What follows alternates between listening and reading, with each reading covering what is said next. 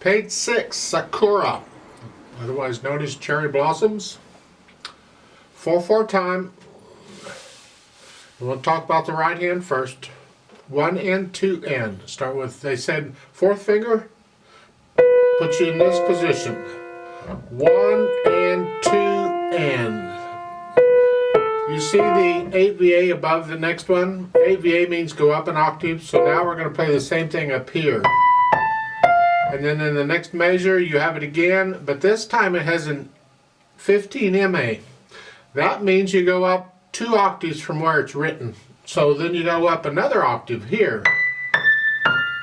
And the crossover for the 2. So that first line, even though the notes are in the same places in the music, you're actually playing them in 3 different places on the piano. And the second line, you're coming back down here. They're saying 1/5. That's okay if that's what you want to do, but I want to suggest another fingering. I typically suggest other fingerings because there's more than one way to finger something on piano most of the time. If your hand's big enough, I don't know how big your hand is. If it's small, don't worry about this. But if you can reach 1/4, do it. And then do 1/5. That's the melody. I like to play the melody, I like to feel the melody, and I can feel it better if I use different fingers on different notes, rather than using the same finger. That's harder for me, so I do a 1/4 and then a 1/5. Same thing. And then third finger, just lift up and move. Third line, 1 and 2. Again, we got these slurs in here, so just lift up between each one, move down. And then here at the end, crossover 2 on B. So 1 and 2 and 3 and 4, and then lift up and move. Like so. And that takes us, the second line, the second measure is, again, I do a 1/4, but you can do 1/5 if you'd rather. Then third line down, you're here. 3, they say turn thumb under, turn 1 under. Turn 1 refers to finger number 1, which is the thumb. I don't turn anything. You have thumb, you just reach over here and get it. That's all. You're here and you just reach over. You need to be able to do this. If you're doing my C major scale video, the C major 1 octave up and down, and I hope you are, this is in that. So you learn to do this in there. So that third line, 1. And second finger here. And then the last line is the same as the first line there on page 6. For the left hand, your left hand comes in on the second line. You have an A and an E, and then an A and an F. And you can finger it 5/1 if you want to.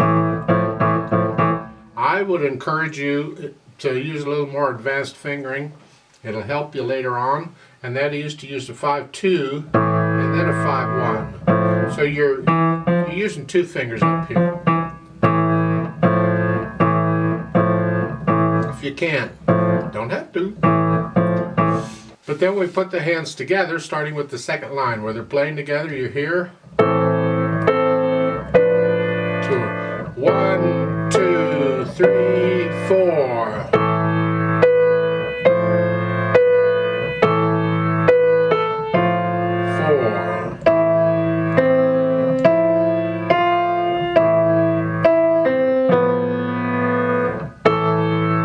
The idea through the whole thing is like that. But I talked about the slurs in the right hand. You lift up between each slur, and most of the time you have to move when you do that, and that's okay. Let's go back and add the dynamics. The first line is piano or soft, and that's here. You'll have to decide what soft is. It's different for different people, but to you, what is soft? Not super soft, just soft. Soft, soft. And then at the end, that last note is a pianissimo, 2 P's, very soft. Now it's even softer.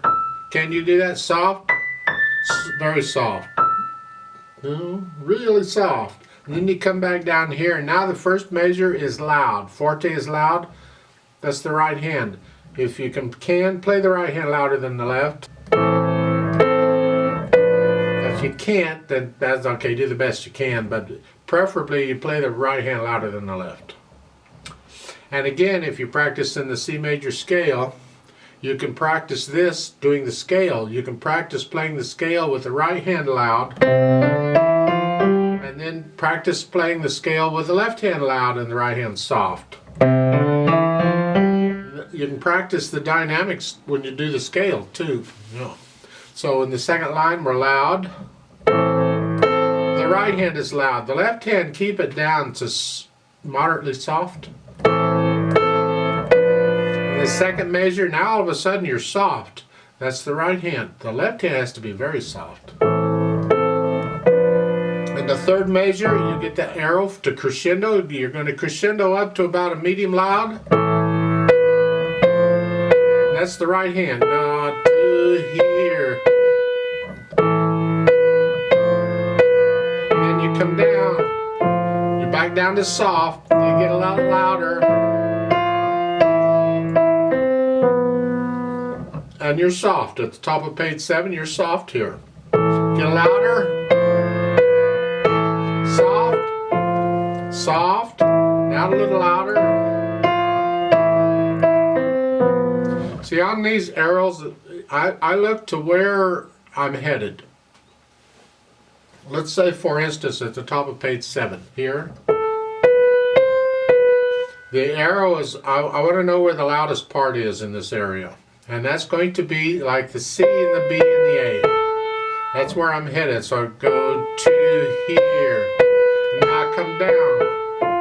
The next one, I'm headed for the beginning of the second line. So here. That's where I'm going to go.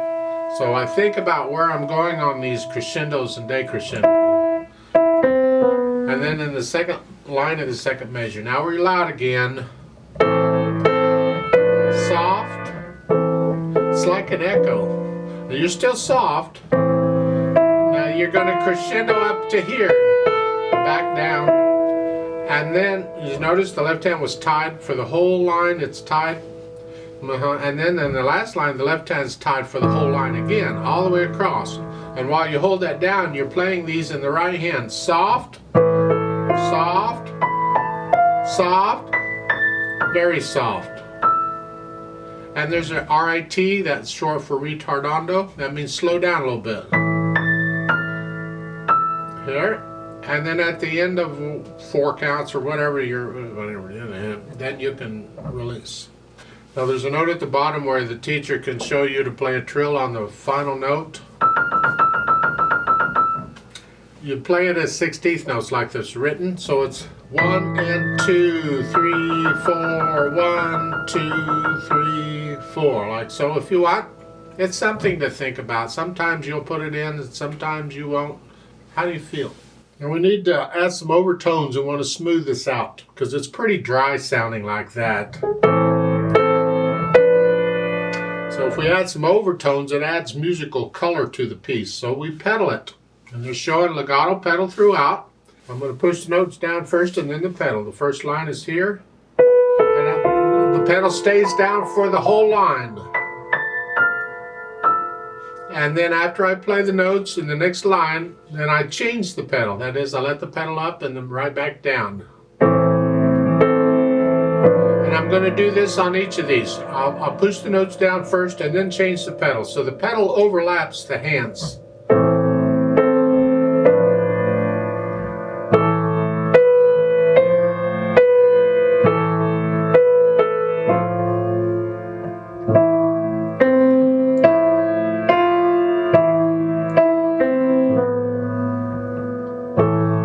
The whole piece is played that way.